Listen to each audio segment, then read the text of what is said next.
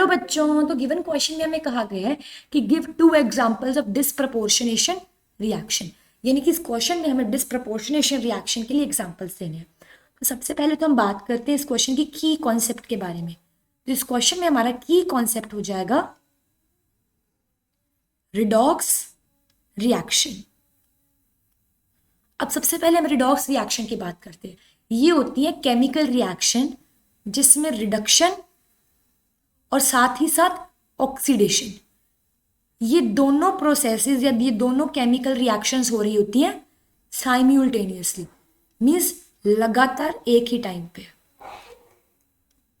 Reduction का मतलब हो जाता है गेन इलेक्ट्रॉन्स का, सिमिलरली ऑक्सीडेशन का मतलब हो जाता है लूज इलेक्ट्रॉन्स का।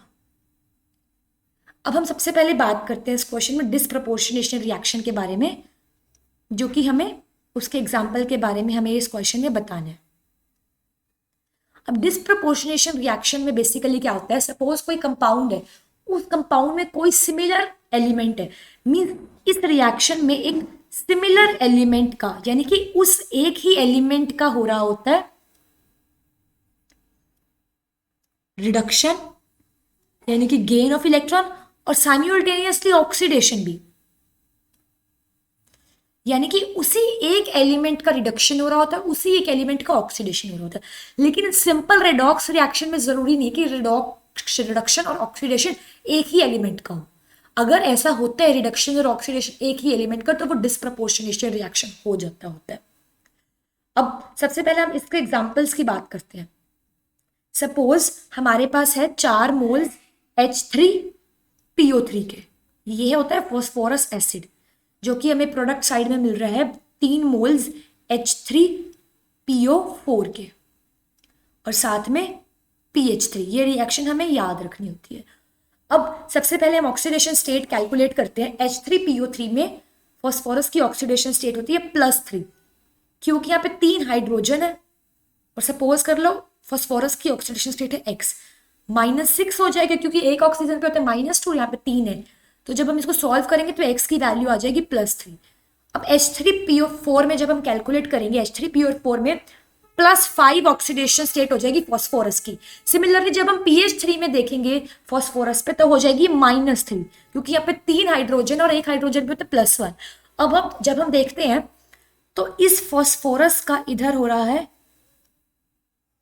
ऑक्सीडेशन, सिमिलरली इसी फॉस्फोरस का इधर हो रहा है रिडक्शन, मींस इधर एक ही सिमिलर एलिमेंट का ऑक्सीडेशन भी हो रहा है, उसी सिमिलर एलिमेंट का रिडक्शन भी हो रहा है, दोनों प्रोसेसेस हो रहे हैं साइमल्टेनियसली। तो इस तरह की रिएक्शन को हम कहते हैं डिस्प्रपोर्शनेशन रिएक्शन। सिमिलरली अगर हम एक और एग्जांपल देखते हैं इधर इस क्वेश्चन में, सपोज हम ले रहे हैं यहाँ पे CuCl और इसके 2 मोल्स ले रहे हैं, और हमें इधर मिल रहा है प्रोडक्ट साइड में CuCl2 का 1 मोल और साथ में Cu। अब हम इधर ऑक्सीडेशन स्टेट अगर देखते हैं कॉपर की, तो इस साइड हो जाएगी +1, क्योंकि यहाँ पे इसके साथ एक ही Cl और एक Cl पे -1 होता है, तो टोटल Cu पे हो जाएगी +1। सिमिलरली प्रोडक्ट साइड के Cu पे हो जाएगी +2, क्योंकि यहाँ पे 2 क्लोरीन है, और इधर Cu पे हो जाएगी 0, क्योंकि यहाँ पे एलिमेंटल कॉपर प्रेजेंट है। अब जब हम देखेंगे तो इधर +1 से +2 में हो रहा है ऑक्सीडेशन, यानी कि लूज ऑफ इलेक्ट्रॉन। सिमिलरली इधर +1 से 0 में हो रहा है रिडक्शन, यानी कि गेन ऑफ इलेक्ट्रॉन। अब यानी कि इस रिएक्शन में भी सिमिलर एक ही एलिमेंट का ऑक्सीडेशन हो रहा है और रिडक्शन भी साइमल्टेनियसली, मींस ये रिएक्शन भी हमारी हो जाएगी डिस्प्रपोर्शनेशन रिएक्शन, जिसमें होता है एक ही एलिमेंट का रिडक्शन भी और ऑक्सीडेशन भी। तब हमें क्वेश्चन में पूछा गया था give 2 example of disproportionation reaction, तो हमारे 2 एग्जांपल डिस्प्रपोर्शनेशन रिएक्शन के लिए हो जाएंगे। एक ही H3PO3 जो कन्वर्जन हो रहा है H3PO4 में, और PH3 में ऑक्सीडेशन रिडक्शन हो रहा है साइमल्टेनियसली एक ही एलिमेंट के। हमारा दूसरा एग्जांपल हो जाएगा जब 2 मोल CuCl के हमें दे रहे हैं CuCl2 और Cu, इधर भी ऑक्सीडेशन और रिडक्शन हो रहा है साइमल्टेनियसली एक ही एलिमेंट का। तो ये हो जाएंगे हमारे 2 एग्जांपल्स डिस्प्रपोर्शनेशन रिएक्शन के। Now, I hope you all understood this question. All the best.